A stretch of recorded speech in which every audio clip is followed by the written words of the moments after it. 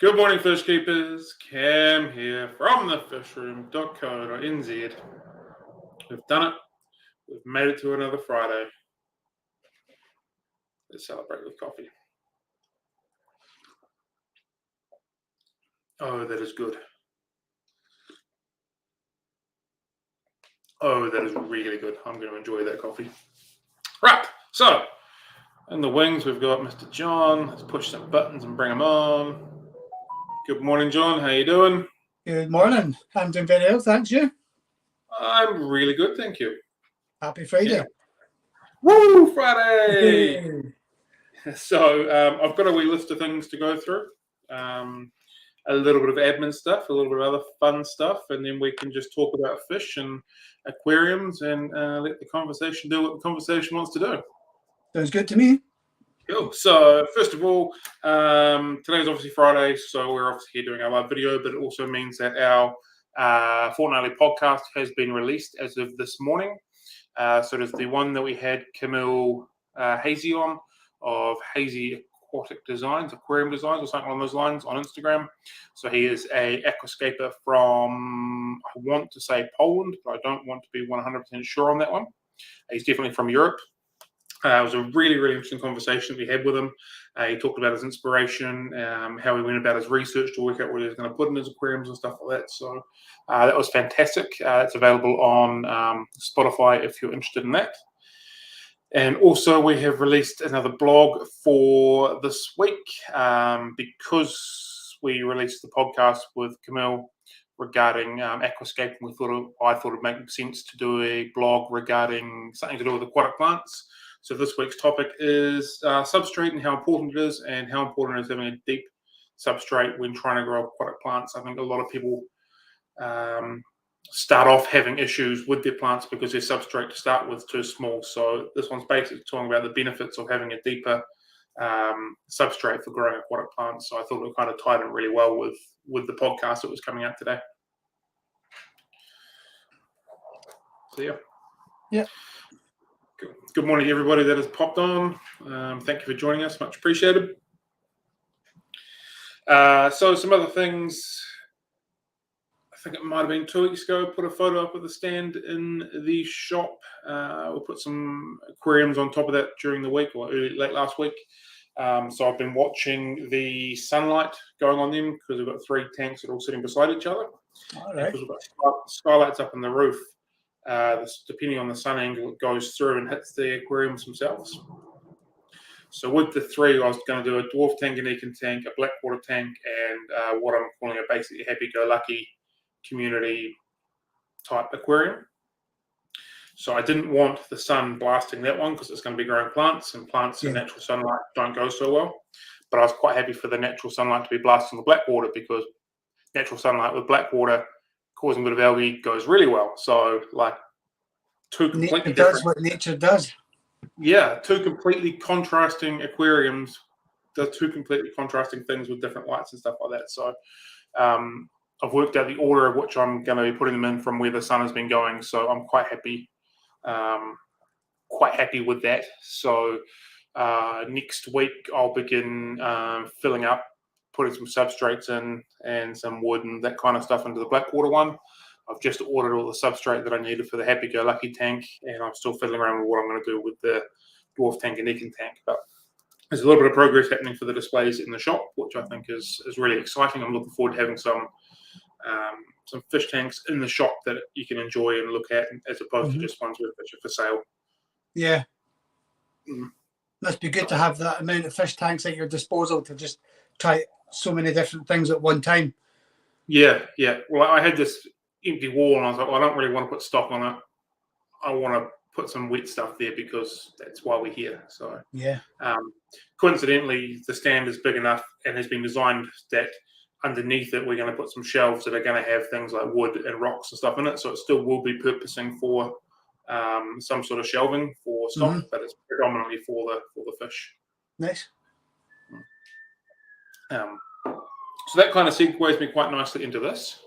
So the other week, when we were talking, I was saying to John earlier before we started that I got some new stock and I really loved them. Which are these things?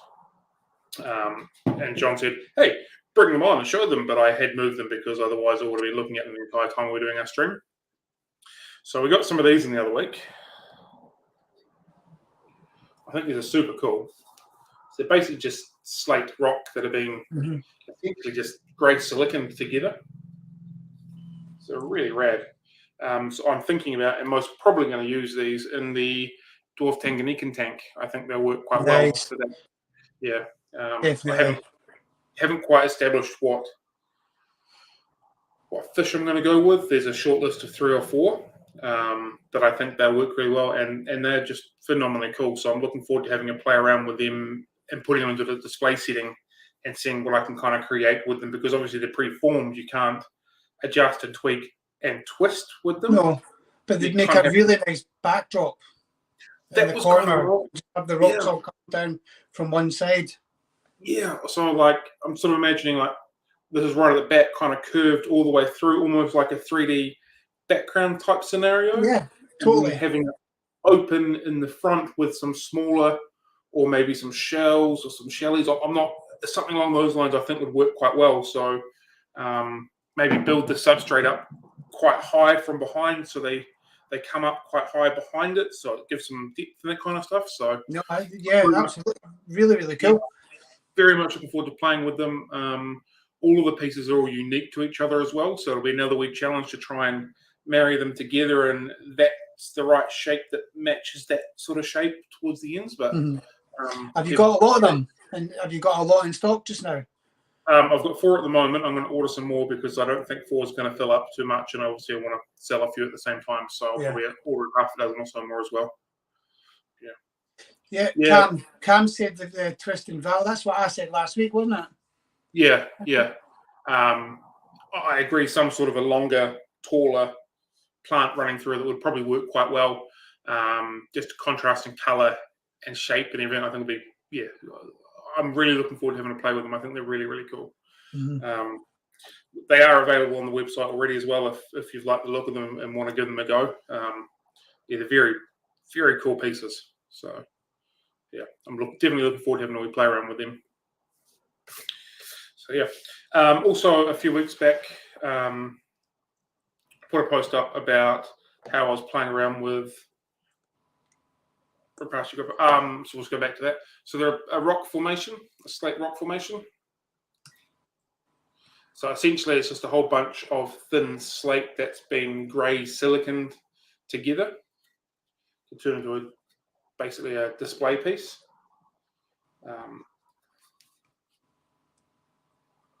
So I think they'd work really, really well for dwarf Tanganyikan cichlids who like those sort of crevices and stuff like that. I don't think they'd work ideally well for plecos or anything like that. Maybe for hill stream loaches, or they seem to prefer the rounder type of scenario as opposed to the verticals as well. But definitely the dwarf Tanganyikans I think will go really well.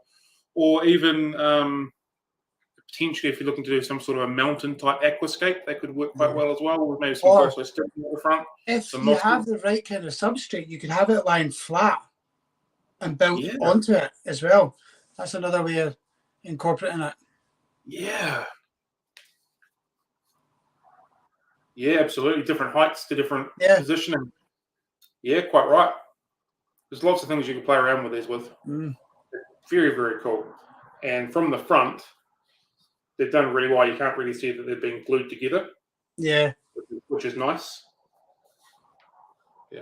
Very, very much looking forward to having a play with them. I think they're very cool. So a few weeks ago, I was saying I was looking at playing around with the Rapashi, some of the insect stuff in the reptile range. So I've done a pretty deep dive on, in particular, these 3 ones: so the grasshopper, the superworm, and the mealworm. So I inspected all the ingredients on the back of them, and the only one that I could find that was in these that were not in the fish ones was a amino acid. So that basically told me that, I was 99% sure, but these will be fish safe as well. So I made up some grasshopper mix and started feeding out some of the guppies. They took it absolutely fine. So if you're looking at getting some different insects into your fish, I think you can probably safely say that the grasshopper, the mealworm, And the superworm is another really good option of doing that as far as the Rapashi goes. Mm-hmm. So most of the Rapashis that I've seen are filled with black soldier fly larvae. So you're getting different qualities from different insects, basically. Even if you are mixing up Rapashi and adding some extra worms to it, extra insects to it, I think that's another option of bringing in some different nutrition and some different amino acids and some different proteins and stuff like that into your fish's diet, just doing a slightly different way of doing it, if that makes sense. So Yeah. Making it up individually, it doesn't quite sit the same way as the fish Rapashi. It's a little bit more sloppy. It's probably the closest word to work it out. It doesn't sit quite as firm. It doesn't sit loose or anything, but it's just not quite as firm as what the normal, like the grub pies and the Agapo Explorers are. But it's definitely it fed fine. There was no issues. Didn't make any less mess. So I don't think there's anything particularly wrong with using it. So I'm quite happy to be mixing in some of these into some of the other Rapashi mixes just to get some different nutrients going through as well. Sorry, my phone's ringing. And I don't know how to turn it off. Oh no! Stop now. Boy there. There we go, I turned it off. Sorry. Bad cam. I actually got a new phone yesterday after breaking the other one about a month ago, or whatever. So it's been very much a learning curve, including working out how to not answer the phone call, which I had to do then, as well as what was my alarm this morning was a relatively heavy metal song. I can't quite remember what it was. For some reason it decided that Spotify wanted to be my alarm this morning. It woke me up with a heck of a burst. So that was a good time. So, learning. Yeah.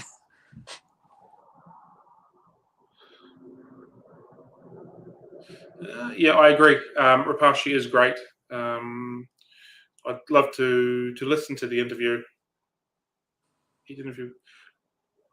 Sorry, so you're talking about the creator did an interview with the Reptile podcast.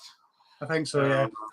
Yeah, cool. Wouldn't mind listening to that. I also wouldn't mind trying to get him or someone that sort of works and develops the Rapashi on with us. I think that'd be quite cool. So I might see if, because we've obviously had the New Zealand distributor when we had Jeff on with us.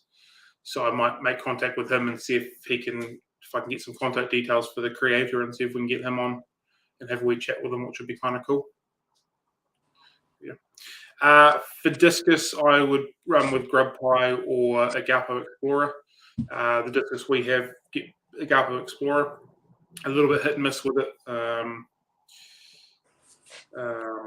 Sometimes they will, sometimes they won't take it, sort of thing, in my experience with them. Cool. That makes sense. Contact us. I'll write that down and I will begin pursuing that. I'll begin having a look for that later this afternoon. I suppose we can also say that next week Rebecca is joining us with us as well, which I'm looking forward to. Yeah. Very knowledgeable human being when it comes to plecos. I don't really want to talk out of turn, but I believe you're studying a PhD around the feeding of plecostomuses or something along those lines. So to say that I'm excited about this chat we're going to have is an understatement. I'm really looking forward to it. I'm a big fan of plecos, and I'm also really deep in the rabbit hole when it comes to nutrition on fish and things like that. So I'm very much looking forward to this conversation this interview meeting, whatever you want to call it, we're having next week. So also on that note, if anybody has any questions that they would like to be answered in detail, specifically, get them over to us, and we'll be happy to put them over to Rebecca and kind of explore them, as opposed to just putting questions up in the chat. If you want to get something to us in advance, that'll give Rebecca a chance to prepare for it and possibly, get more information back as well. To say that I'm excited for it is saying it lightly. I'm really looking forward to next week. So it should be a real good time. I've finally worked out what I'm going to do as far as the filtration goes for the betta tanks that I set up just on or just before Christmas. We'll just bring up what Rebecca said, just to give everyone a bit more information to what she's rocking and rolling with. I won't touch it. You do it. Ah! Right. Too many kids. Cool. So the jaw anatomy. Wow. Right. Okay. Cool. Yeah, I'm absolutely excited. Looking forward to this one. So it'll be a good one. So yeah, so we've just worked out what I'm going to do with the filtration and the bedders. No, not sponge filters. I was absolutely opposed to using them. It was absolutely going to be a last resort. So I've dug down the rabbit hole of hang-on back filters. So the criteria for it is it had to fit within 200 mil because that's the gap in the lid. It had to fit within about 80 mil, which was the gap between the tank and the wall. And I had to be able to remove the cartridges and put some sort of permanent filtration, like a permanent biomedia sponges sort of scenario on it, because I think the cartridges are the devil and I do not like them, and I am really opposed to them. So they had to have these criteria for it to fit what I needed to do. So I've gone with the Marina Slimline, so the S10s. So they fit quite nicely within the gap. They're nice and thin, which works really well as well. They're also adjustable, which is great. So I'm going to be able to turn down the flow for the bedders, which I think is a fantastic thing. And then they can be completely modified, all the cartridges taken out, and then you can set sponge filters and bio noodles and stuff like that in them. So I'm really happy that we've gone down that route. So that should be a good time. So they've been ordered. Hopefully they're here next week. Get that all cycled and up and running. And then the last thing I need to work out is what I'm going to do for the lighting when it comes to that particular rack. So it shouldn't be too difficult. Just got to find the right LEDs that are going to do what I need them to do. So it's a fairly standard size. I think the two tanks cover 900 mil, so it shouldn't be too hard to find. It's just finding the right ones that I need to do that are going to work for what I need it to do, basically, because it's quite a low gap between tank and the stand where they sit. So we've got to be quite slimline and still got to be able to get into them as well. So just a little bit of playing around that, but we're getting pretty close. So by the time they're all cycled and stuff like that, there should be plenty of time to work out the lighting as well. So very soon we should have the better racks up and running, which I'm excited about. Yeah, I'm pretty excited to see them as well. Are you going to just go with just male betters, or are you going to have like females as well? Predominantly, we only get males imported here. Oh, really? Yeah.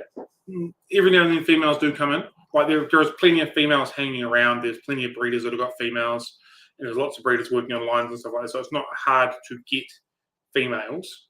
Yeah. It's just that predominantly males are the only ones that are bought in, imported. So yeah, again, with anything, I'm happy to work with people that are breeding fish, and if they have females they want to sell, I'm happy to buy them and move them on, all that kind of stuff. But predominantly imported are just the various fancy males. So yeah. Oh, that's strange. I never thought that. I thought it would be, if you're getting the males, you would get females as well. I've always been more a fan of the male betters, but my daughter recently got a female about a year ago, and there was a really chunky thing. It was gorgeous, and I kind of seen them in a total different light. And I've thought, yeah, because there's less limits to the female ones because they're not as aggressive, I don't think, but they still flare up, which caught me by surprise as well.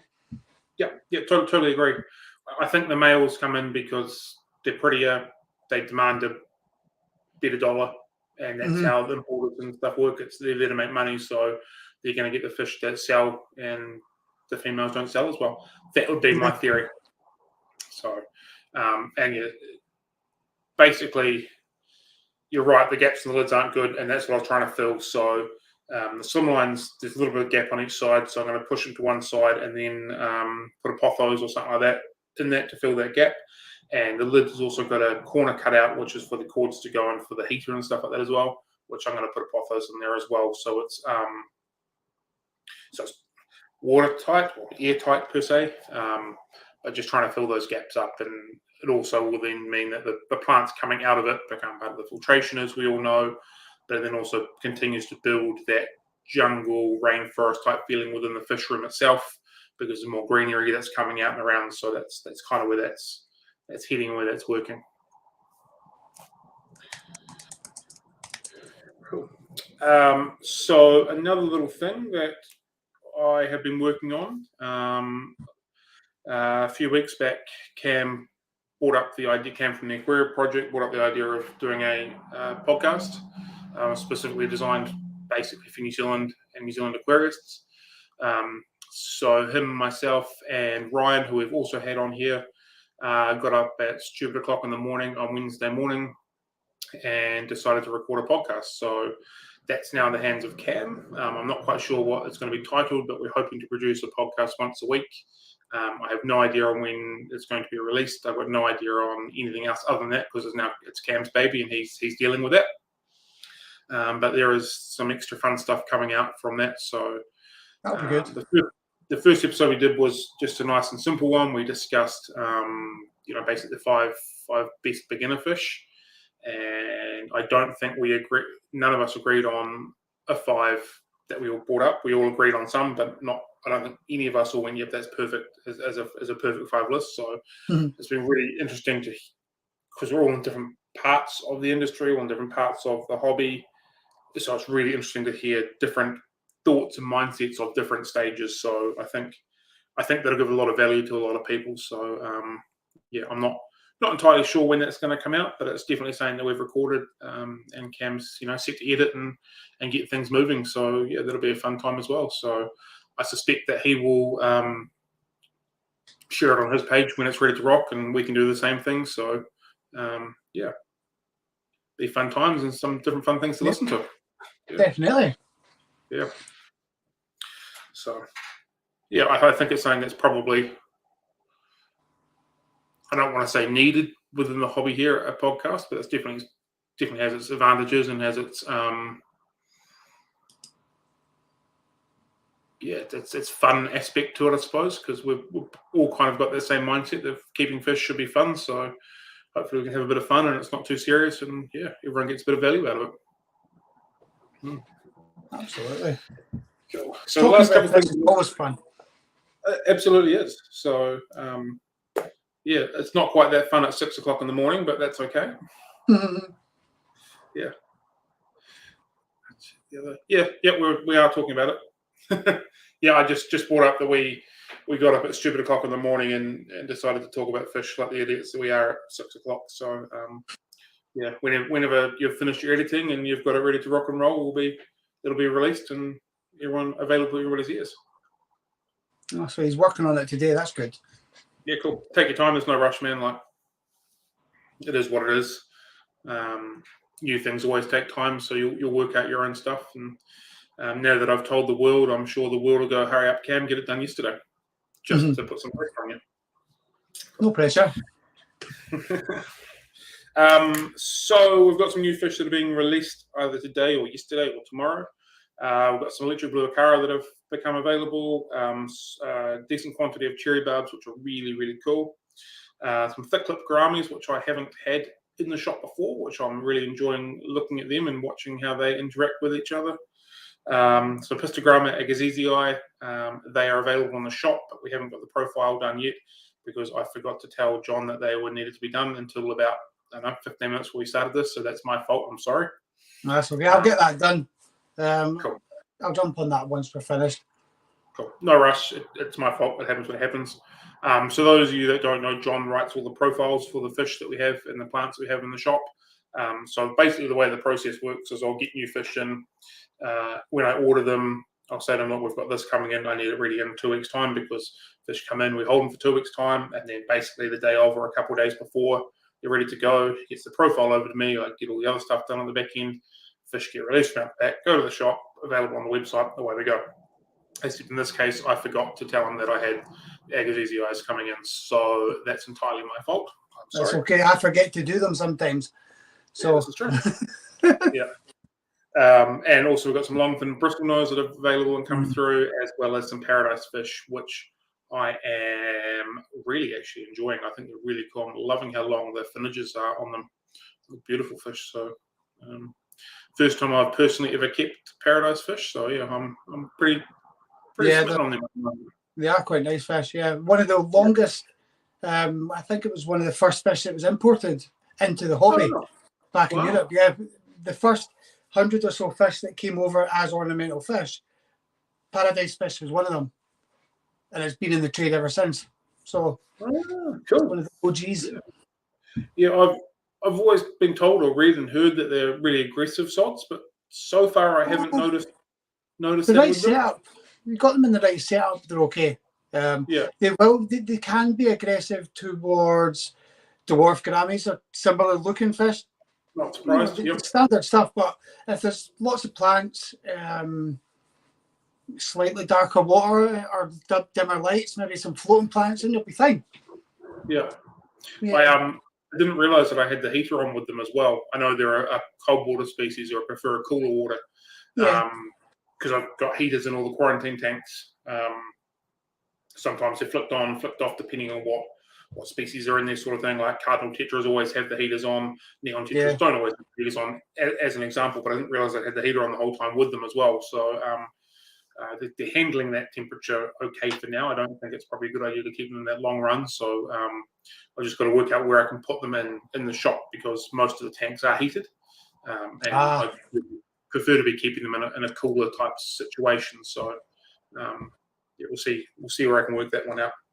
Do you just go room temperature when you're going cold water? Do you just let them go room temperature? Yeah. Same here. So as a general, I suppose a generalization, cold water in New Zealand is room temperature or temperate water type of thing, as opposed to chilled down to 3, 4, 5, 6, 7, 8, 9, 10 degrees or whatever it is.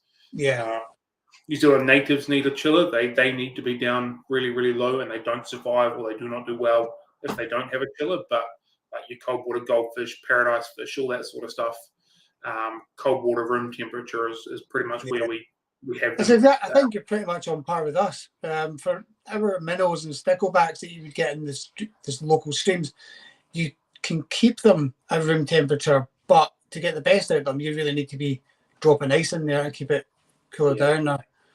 That sounds about right. I've never kept New Zealand natives because I've never really wanted to invest or commit to a chiller. I might find one really cheap one day at a great price, and I might give it a go. But I'm not too committed to put $2,000 or $3,000 into a chiller to keep some fish like that. So yeah. I know. What's this? Oh.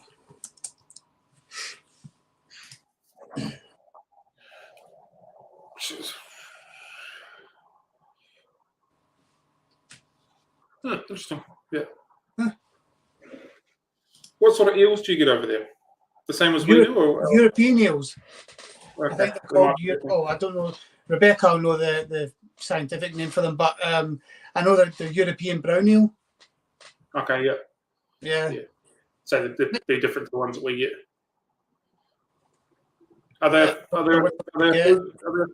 food source? They taste nice. Yeah. I've tasted one, but they live generally alongside like trout, that kind of fish. Okay, cool. I think down in England they do like jelly deals, but that's an English thing. That sounds like an olden day time type of thing as well. Pub food. So we've also got some new fish that have come in this week that won't be ready for another week or maybe 2 weeks. Actually, some come in last week as well. So we've got some gold rams that have come through. They're a little bit smaller than what I wanted. They're all looking really healthy, but they are looking a little bit smaller than what I was hoping they would be. So they'll be at least 2 weeks before they get a bit of size on them, and then I might hold them back a couple of weeks longer,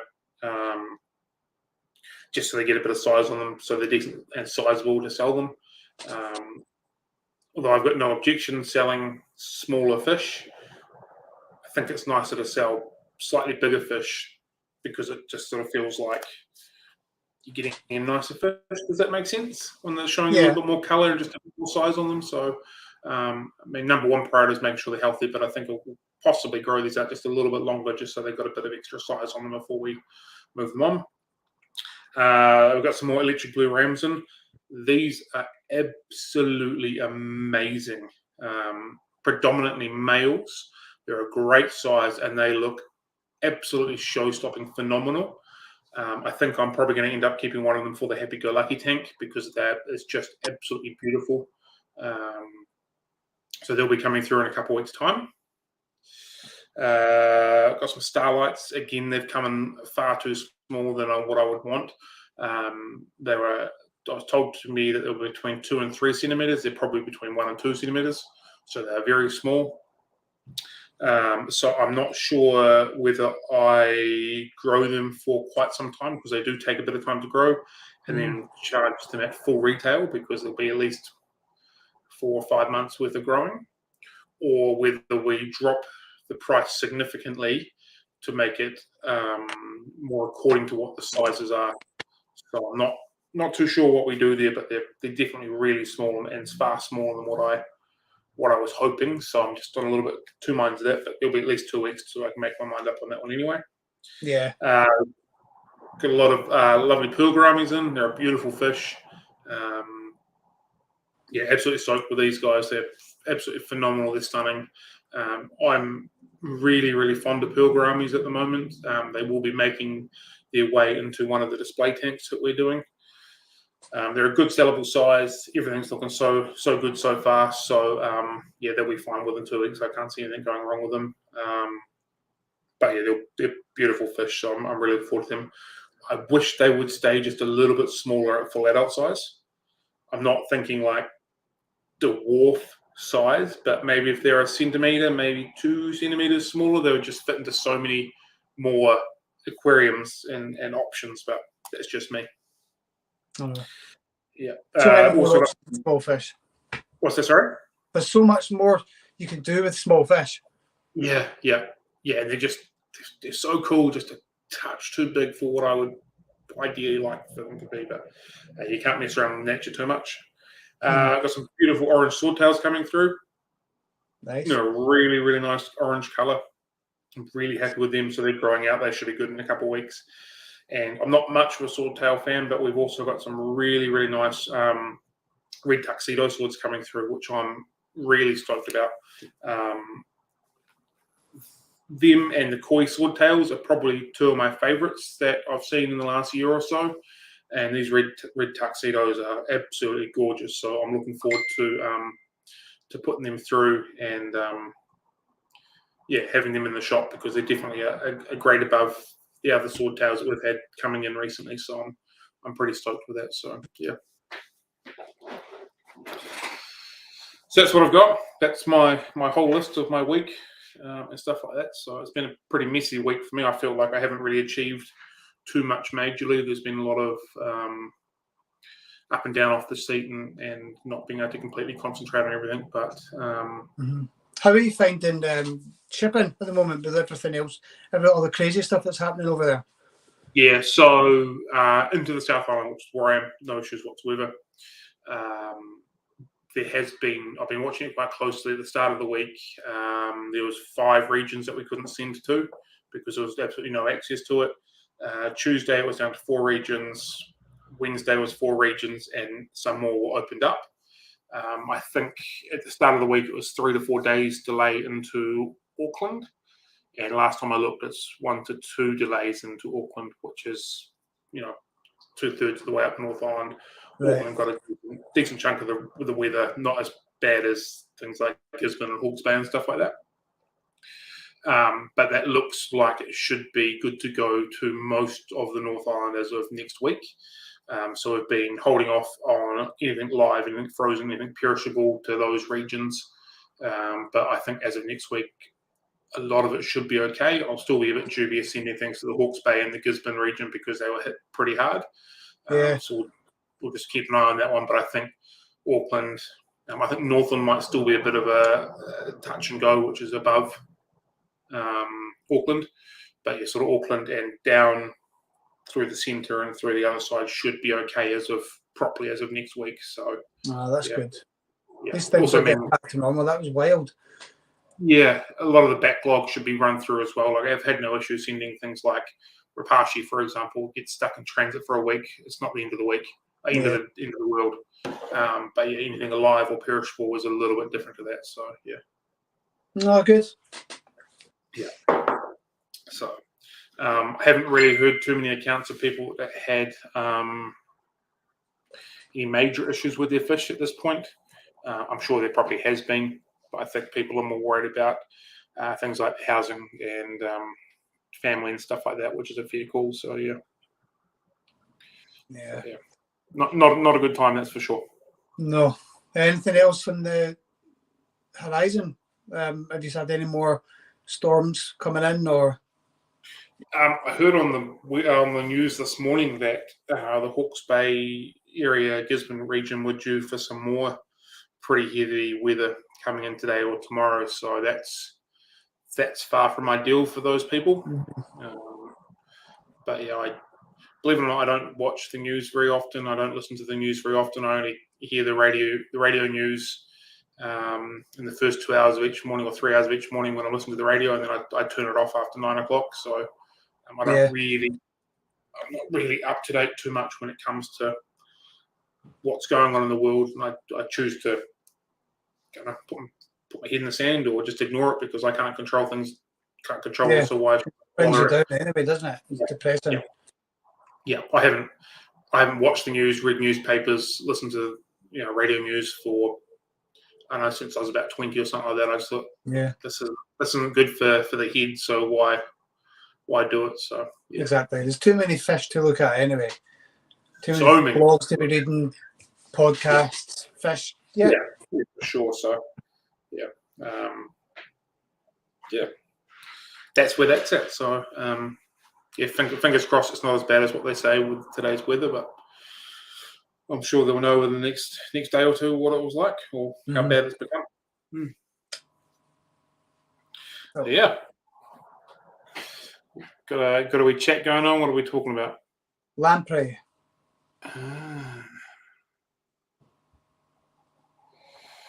This is to kind of went on from the eel conversation. Yeah.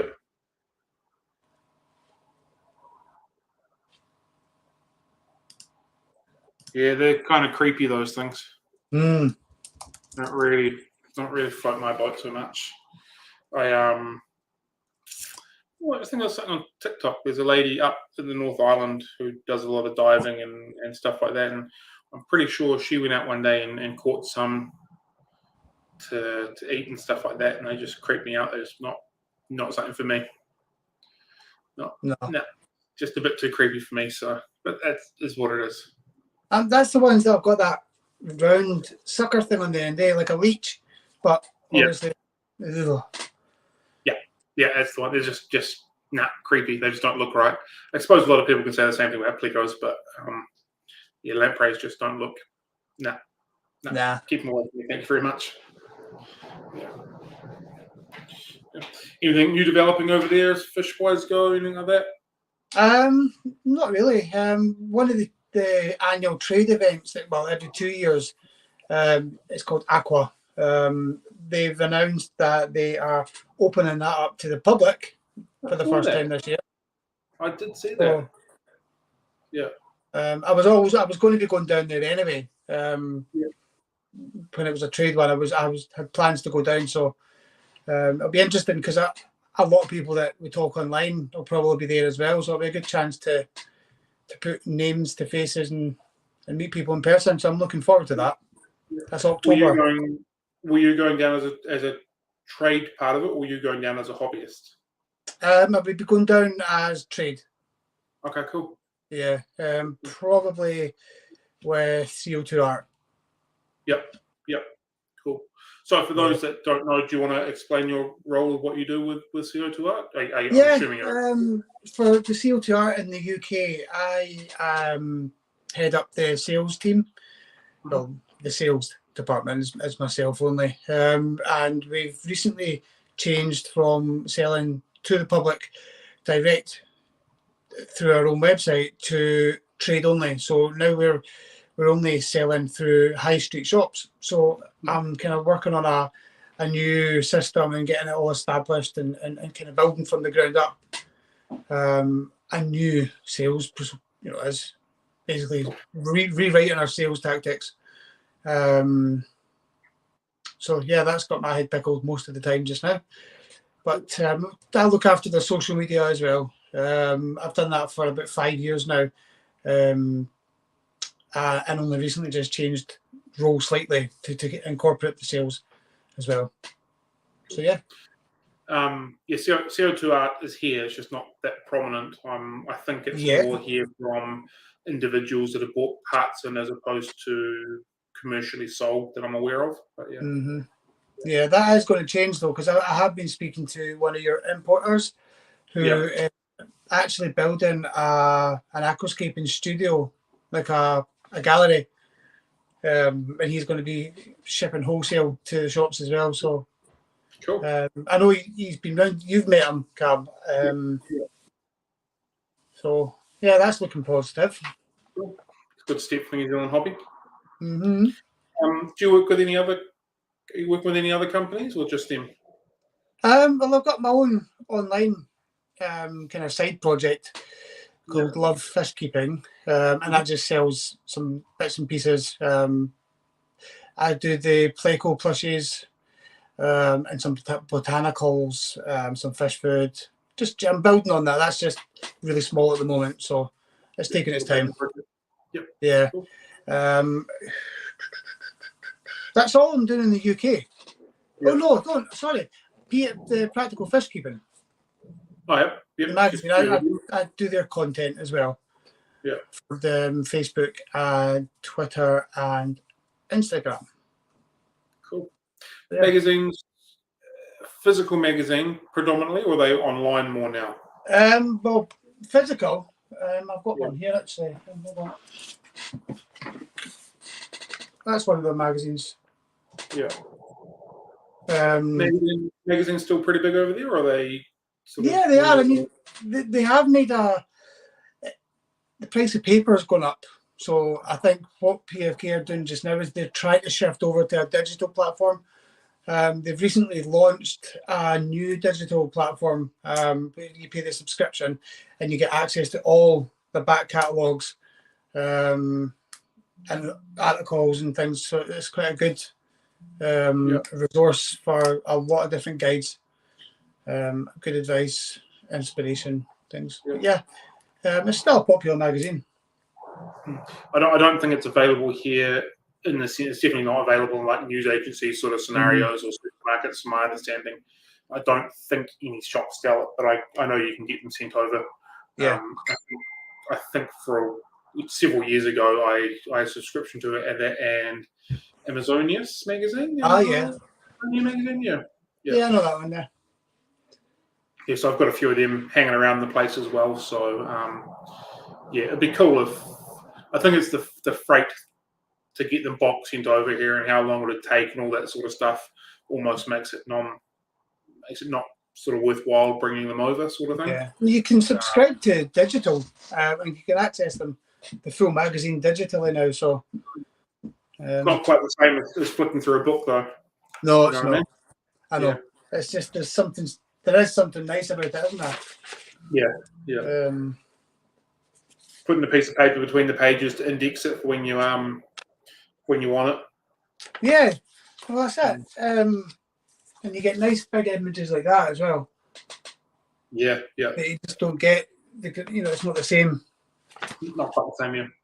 I believe that the FNZAS, which is the New Zealand governing body of the New Zealand Aquatic Society, Federation of New Zealand Aquatic Society, they put out a digital magazine every quarter from memory. Right. So if you are interested in magazines, probably only a digital one, although I think you can pay to get a physical copy. That might be worth looking at, Stacey. Yeah. As well as if they've got a forum and things like that. But I'm fairly certain they still release a digital magazine every quarter. So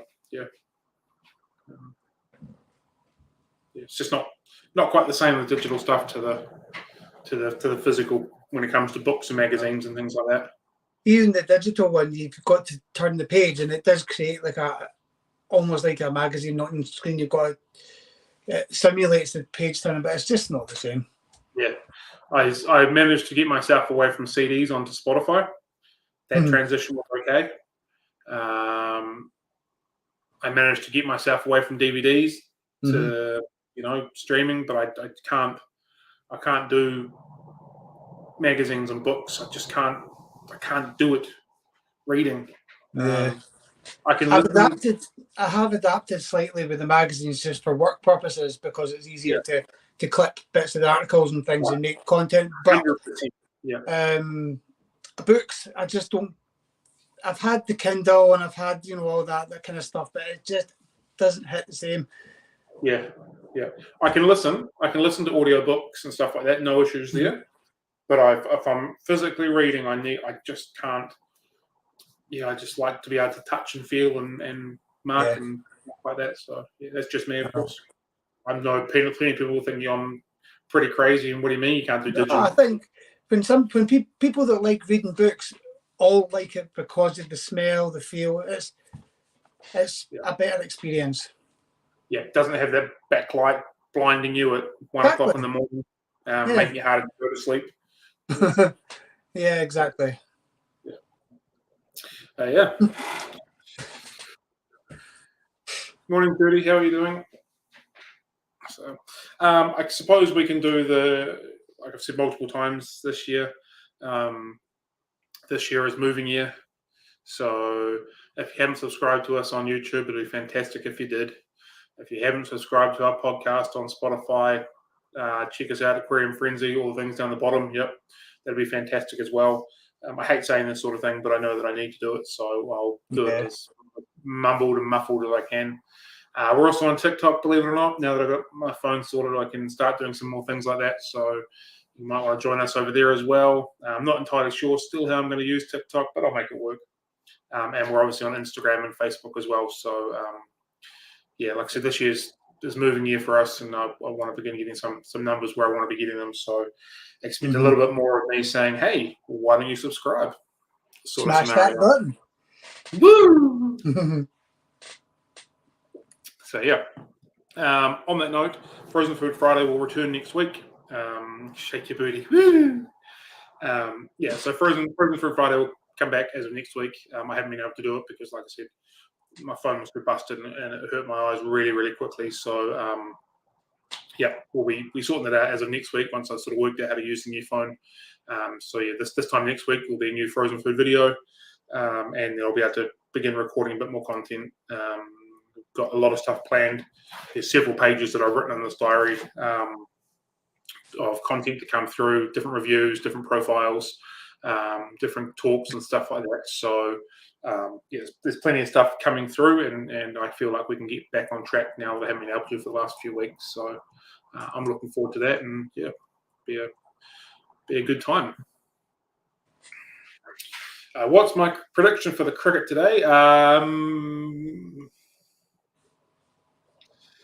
I'd like to say that New Zealand will win, but I think England are just too good, too strong at the moment. I think England will dominate us again.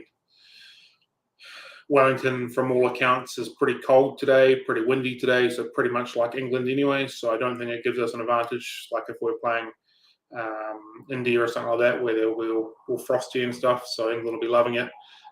So I think that it's probably England's game to win again. I don't think we've made enough changes in our squad to affect the way the English are playing at the moment. So that's where we go. We're going to get hilariously beaten up. Yeah, I'm kind of in that realm as well, but I didn't want to say it quite like that. So Stacey, have a good day. Don't forget to read the blog and listen to the podcast. See, look at that. I'm just naturally pushing those things into the conversation now.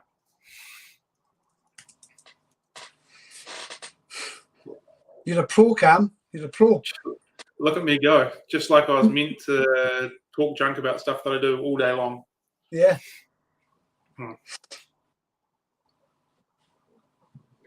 So I don't really have much more to talk about, to be totally honest.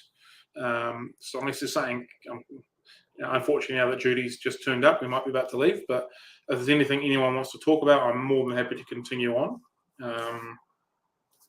Otherwise, I'm kind of done as far as what we've got. Obviously, we've got science foods came back this week, so that's a good time. I've already sold out of the bigger corridor pellets. I'm sorry. Still got the smaller containers.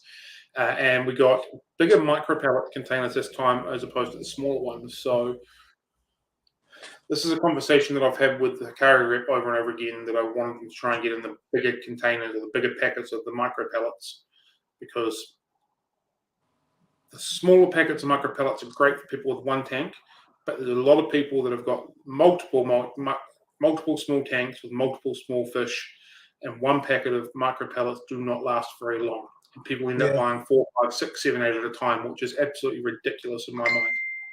So I've had this conversation over and over and over again with the Hikari rep, and they are reluctant to do absolutely anything. They're available. The bigger packets can be bought in, and they just won't budge. So this has been ongoing for at least 18 months now, maybe a little longer, and they just won't do anything. So when I saw that the fish science stuff had the bigger containers, I jumped at it straight away. So at least that's an alternative micro pellet in a good size container. I think it's ludicrous that some fish science foods come in shop bags as well. Yeah. I don't know if they'll be available to you, but I know some of the foods that they do are available in extra large fish room or shop sizes through the wholesaler. So I'm sure I could ask the importer if they could bring in bigger sizes if required. Yeah. I'm sure they'd be okay with it. They seem very willing and welcome to try and adapt and help hobbyists and shops that are wanting to do slightly different things and can see an issue or cause that needs to be filled. And for me, it's ridiculous. The smaller micro pellets wouldn't be bought in bigger containers. But yeah. And yes, Cam, I am still fighting with them. It's been, like I said, about 18 months on this particular topic and still no go. So, in fact, everything that I brought up with them and I've tried to push, there's been absolutely no movement on. So, micro pellets is one of them. Fluval stratum aquasoil is another one. There's been nothing on. Fluval 3.0 LED lights is another one. They've had no movement on. And there's another one as well. So I feel often that I'm banging my head against a brick wall. But every single time he comes in, I bring it up every single time, and we don't get anywhere. So, yeah. In fact, it's gotten to the point where basically before we start our conversation, I've tried again and we haven't gotten anywhere before I even bring it up. But we're still trying. We'll see how we go. So, yeah. It's a real pain, but it is what it is. So, yeah.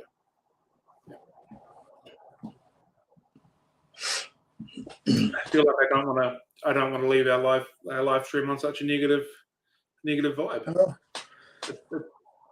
So how soon do you think you're going to have betas in your beta tanks?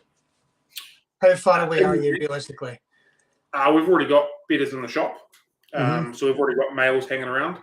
So 3 to 4 weeks to do a full proper cycle. I'm quite happy to take my time. So possibly into March by the time I get some lights sorted. So we're not far away. Everything's set up. The racks in, the tanks are in.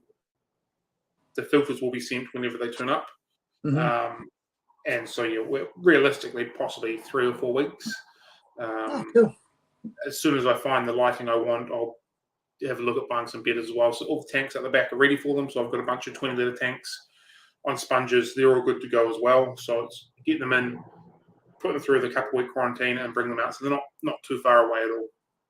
Good. And then just got to work out how to have them listed on the website as well. So, unlike neon tetras, for example, one neon tetra looks like a neon tetra, a generic photo, the same profile all the way through.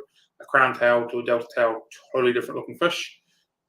Even one fish to another is a totally different looking fish, different colors and all that sort of stuff. So might mean that we need to find some sort of a photography box to take a photo of each individual one before they go in, and then put them in and make them available or something along those lines. I haven't quite worked that one out yet either, but because I haven't really had to. But in fact, I think I remember the last time I looked at a photography box, I bought one and I was telling you it wasn't going to work because I didn't realize it had holes at each end. So it was a perfect size box and everything, and I just didn't realize that it had like handle holes in each end, so I filled it with water and just spilled there. I was like, okay, that's not going to work. So we'll try and work another one out. So yeah, we'll see how we go. Yeah. And well, that's something to look forward to. Yeah, like many people, fish photography is not my forte. Oh. So that might be a learning curve as well, trying to take photos of bedders. At least they're a bit more still, which makes them a little bit easier to take photos of. Yeah, that is true. Just get some perspex and trap them against the front of the glass. Well, it's like Yeah. I'll work it out. I like the idea of like a specimen type container to take a photo of, and because I've got to move them from out the back to out the front anyway, it could be done as part of that process. Yeah, that's true. Container, take the photo, put it in the tank that they're going to go into, then move on to the next one. So it's not in and out or double stress something like that. It's just we caught it, we put it, and we'll take a photo. We've done it. We've registered what one it is, and then load them all up. So yeah, we'll see how we go. A little bit of thinking, but we'll work it out. Yeah, I think, that's probably the option. Get a little tank or build a small little jar of some description. I could possibly even find a 1 litre squared jar or something like that, glass jar, that might work. I'll work it out. Like I said, it hasn't been a major priority for the last little while because I haven't had to worry about it. Saying that, we've got a couple of really nice bedders that have been sitting in the shop for a couple of months now because I haven't put them online. I think they haven't sold because it absolutely sells. So whatever you use needs to have a flat surface to get the best picture for them. Yeah. So I'll work it out. Yeah. Okay. Well then, I guess maybe we can call it meeting adjourned and go from there. Up for that. Yeah. Thank you everybody for joining us. Again, subscribe, like, share, follow, all that very horrible stuff. Yeah, bang that button. Stuff I'm all so enthusiastic about. Maybe I should be more enthusiastic about it. Yeah, maybe we'll see a post come out listing all the channels. Links, subscribe. And yeah, we'll start doing those funny thumbnails where you're at the side like, ooh. I hate it. Okay, anyway, right. We're out here. So, have a good one, team. Happy fish keeping. Catch you later. Bye, guys.